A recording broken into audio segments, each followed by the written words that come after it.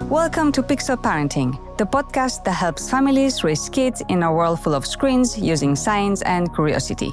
Here, we share science-backed strategies and real conversations to help you build healthier digital habits with practical tools for everyday parenting in this digital age. Let's get into it.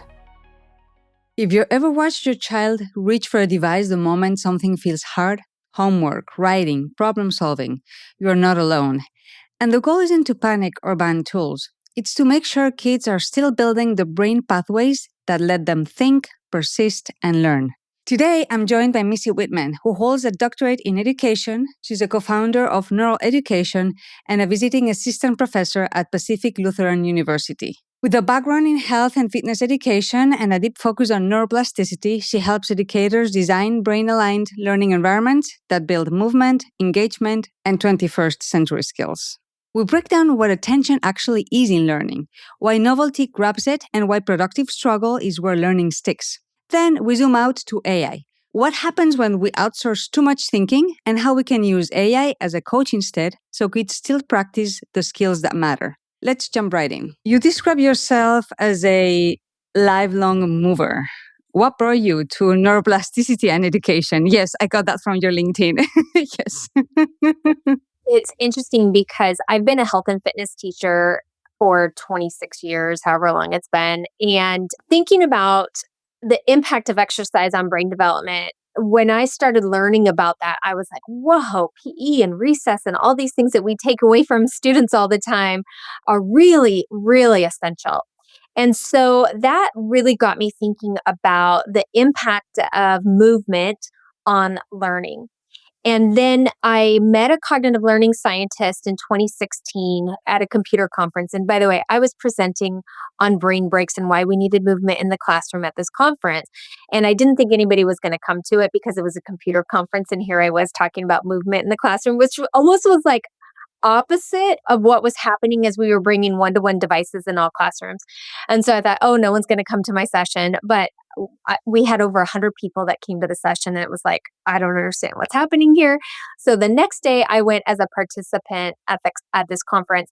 And when I walked in to Engaging the Brain with Dr. Kieran Omani and Con McQuinn, they had the same scene. They were at a computer conference. They were not talking about computers, and they had over 100 people in the room.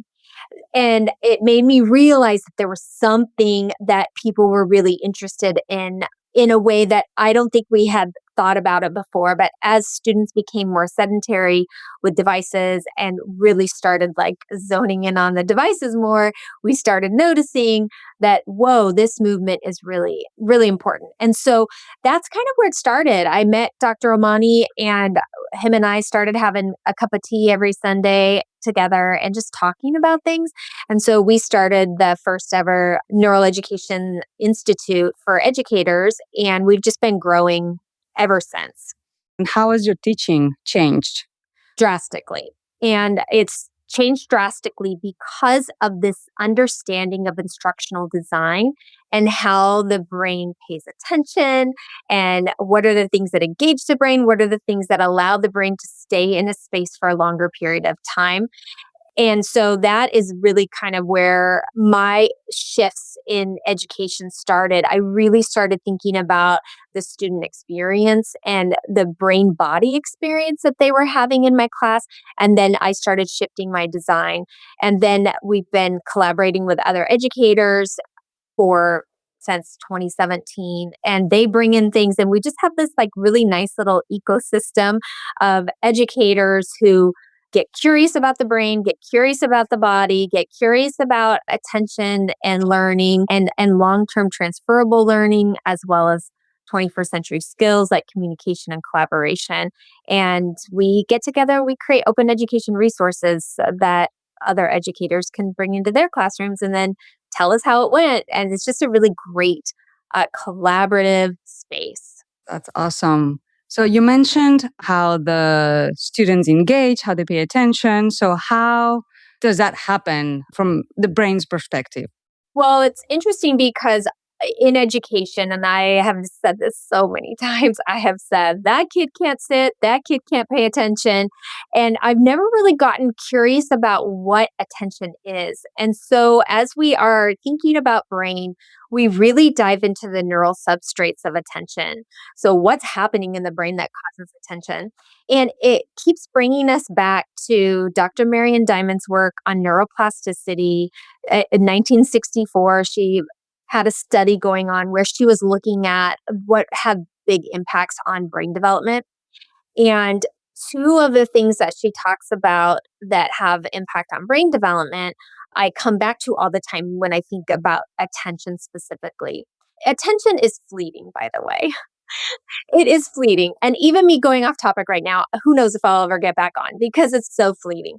But right now, you're probably not thinking about your big toe. Oh, but now you are because now I brought it up. And so it's one of those things where our attention can move to different things all of the time. And it does. I mean, if a car goes by that's loud, our attention goes to it. As a teacher, oh my gosh, if it snows outside, you've lost attention for the whole day. And so it's all of these things that we're constantly trying to garner attention from students all the time. And back to Mary Diamond, she talks about two things that really support learning. One is novelty or newness. That is always going to get our attention. That's why if it snows outside and it doesn't typically snow, you're looking outside. Or for us in the Pacific Northwest, if the sun comes out, there's novelty in that. And so that attention is going to go to those things that are new or novel. And then once we do get into spaces of challenge, productive struggle, then we really zone in with our attention. And then it's why you don't hear the car going by and you don't hear or you don't see the snow or that you're not distracted by other things. So thinking about what's novel and then also thinking about how you invite students in with curiosity and creativity and critical thinking that allows them to get into a space of real deep attention. And that's when learning happens. You mentioned productive struggle. What's that?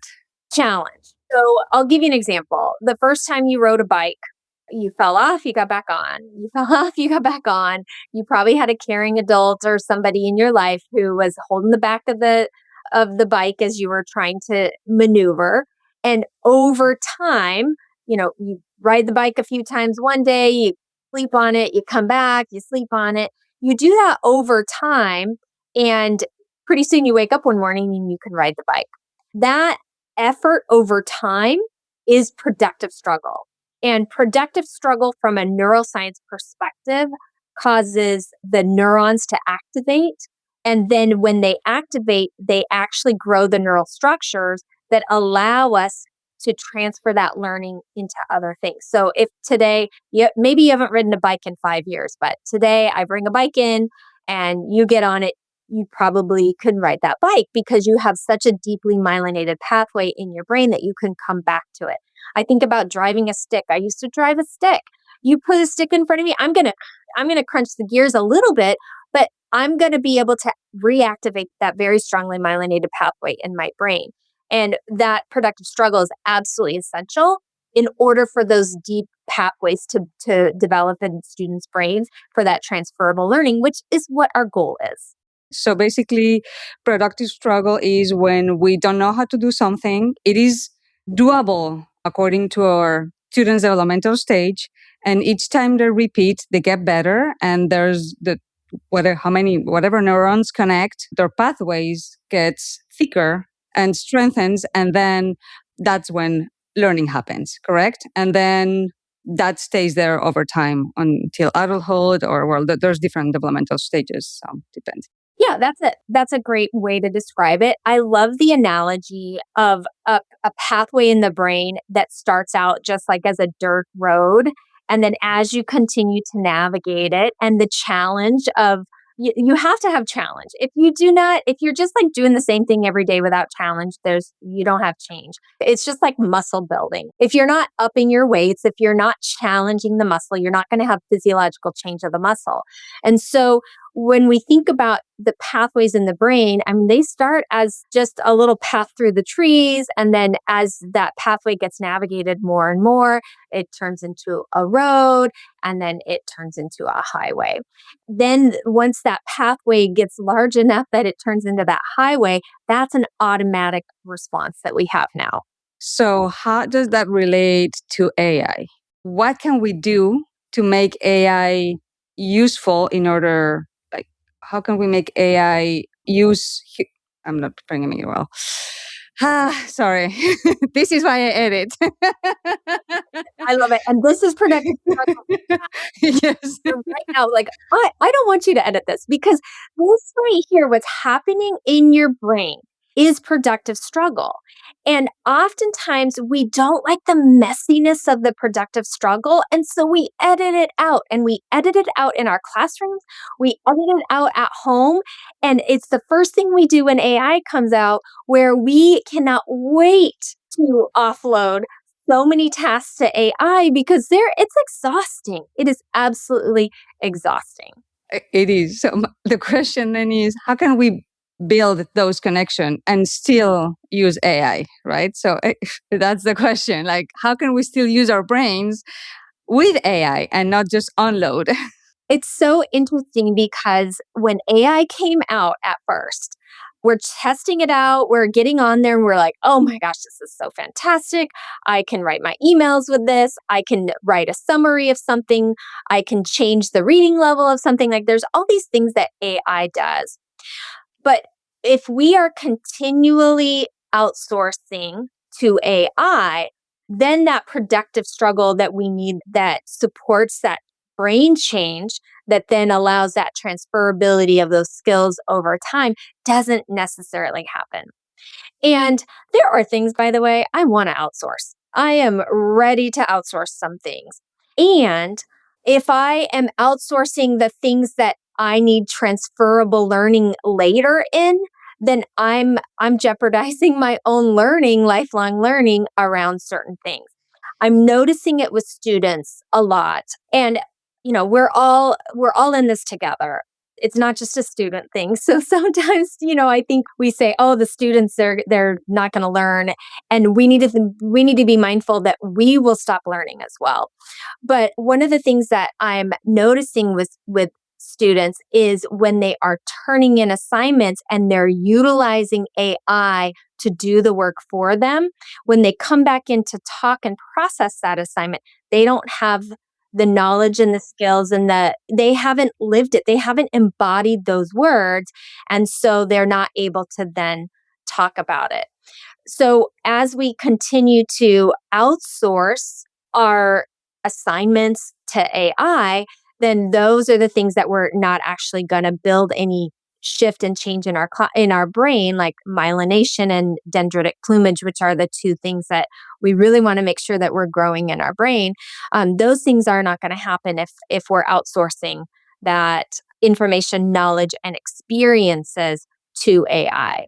Yes, but are there ways to collaborate with AI to build that myelination and to create that brain structure? I agree there are things that we want to offload, but for students, they need to practice some skills. Can AI help practice some skills? And how are teachers, or how would you recommend teachers and parents to approach that collaboration with AI? I'll share a story that I think is so interesting. There's a teacher that's local here in my area, and he is sending his students to this competition. It's a CTE competition. And he was sending his students to this competition. And when he went to go see the materials to help the students study for this competition, he was like, whoa, there's not a lot of resources.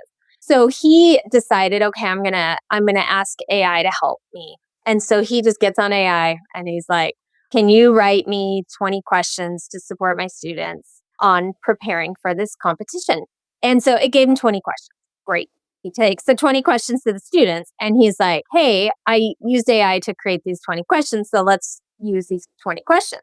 Well, then that opened the door for the students because they're like, whoa, you're using AI? If you're using AI, does that mean we can use AI? And he felt like, oh, here I'm telling you not to use AI, and here I'm using AI. And now you're realizing that there is a way that you can use AI in order to support your learning. So what the students did is they used AI as a coach. So they had the questions, they had the understanding of the competition, and then they used AI over time that continuously allowed them to do retrieval practices. It allowed them to have some spaced rehearsals. So they'd work on the AI a little bit and for one day and then come back the next day and do it. And over time, they prepared for that competition. And one of the students came in first place in the nation in the competition, and one came third place in the nation. And here these students they were not just learning about a competition, they were learning about Internet of Things and cybersecurity. And now these students are workforce ready because one, they know how to utilize AI in a way that helps grow those neural pathways in their brain for that transferable learning. And two, they're talking to AI about the things that they're building that are going to be transferable as far as the content of the areas that they're studying in. And so I think we are hitting the tip of the iceberg on all of the things that we can do to utilize AI to help augment our own thinking so that we still develop those neural structures in our brain, and we've got that extra support, that extra tutor to help us do that as well. Yeah, that makes a lot of sense. So as parents, maybe we could say, okay, you can use AI, but as a brainstorming tool, not as a writing tool or as a corrector tool or something like that. Or maybe have them have the students write an assignment and then have the AI write the same assignment and then compare and have the student assess. Is that the kind of activation that we're looking for when using AI? I think so. And we're all really fresh in this AI space. So, what we know about AI today is going to be drastically different than what we know about AI in 3 months. I mean, it's moving so quickly. I talk to students all the time about how they're utilizing AI, and they are so creative with AI. And I'm meeting students that are just outsourcing their thinking completely, and that doesn't feel good to them. And I'm talking with students who are utilizing AI to really help their thinking go further around certain topics. And so I think if we listen to the kids, they're gonna give us some really good perspective. So, I mean, this AI is something that you bring back in the conversation when you're driving next to your kid. I know for me, driving with my kid is the best time to have those conversations, or sitting at the table as we're eating. There are those moments in time where we get to have those conversations and get curious together and explore. And every time I hear something new from a student about how they're using it, I can't help but go and test it out myself. So we're definitely kind of in this really beautiful testing stage. At the same time, there are going to be things that come up around data privacy and security that we might not even be thinking about with closed systems and open systems and what all that means. And so we're really just trying to translate what AI is in the first place, and then on top of how we utilize it. So I'm curious on how we might do this more efficiently as community members, as teachers, as parents, people who care deeply about kids and care deeply about their learning and their human potential. So I think we have a lot of work to do, actually. And I think even this podcast is such a great example of us just getting curious and having the conversation. I love the conversation part. That's in every single episode. At the end of the day, it comes down to communication. Let's talk about it. Let's talk with our kids. Let's be curious about what they think, how they think about it. And then based on the information you share, like the whole productive struggle, the myelination, like the idea that we need to strengthen brain pathways, then we can guide them. Is there anything a message you would like to send to parents that you think would be practical for them, or that that would be meaningful given your expertise, on neuroeducation? Let's take it back to productive struggle. And just as the body needs productive struggle in order for there to be physiological change. If you want to go improve a mile time, then that productive struggle of going out every day and having that spaced rehearsal of time that you go out and you, over time, there is biological change. Same thing happens with productive struggle with learning. Over time, there is neurobiological change in the brain, and that impact is essential for that human potential. And when we are in our devices, which great, that is a 21st century skill, understanding the device. AI is going to be a 21st century skill, understanding how to utilize it.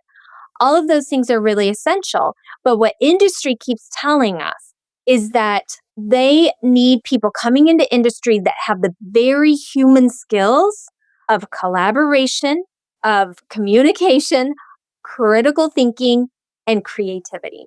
And those things don't just happen with a device. Oftentimes those things happen because of community and being in very human spaces. And AI can come and support us in those and help augment our thinking. But the more opportunities that we as humans get to be in community with each other, whether it's parents talking about AI or, kids talking about a project that they're working on, the more that we are in these spaces of community, the more brain-body connections that we have, and that infrastructure that's happening in the brain and body, those are the things that last long-term. Whereas quickly outsourcing an assignment to AI, there's no change. And so that learning is a missed opportunity. Before we wrap up, here's the main idea. Brains change through productive struggle, effort over time with the right level of challenge. Here are 3 takeaways to remember. 1. Attention shifts easily, and novelty can grab it. But deeper learning comes when kids are pulled into curiosity and challenge. 2. Productive struggle builds the highways in the brain, those lasting pathways that support real, transferable learning. And 3. With AI, the question isn't it good or bad? It is my child practicing the thinking or outsourcing it? AI can help when it's used like a tutor or coach, not a replacement. And one more thing Missy mentioned, in the age of AI, protect the very human stuff, movement, conversation, and community, because skills like collaboration, communication, critical thinking, and creativity don't grow in isolation. We'll include all mentioned resources in the show notes, and if you're a parent of a child ages 6 to 17, we're also running a short Pixel parenting survey about how families are using AI for learning. It's anonymous, takes about 7 to 10 minutes, and would love to hear from you. You'll find the link in the show notes. If this episode helped, share it with a parent or educator who's navigating the same questions. And make sure you're subscribed so you don't miss the next episode. Thanks for listening and happy parenting.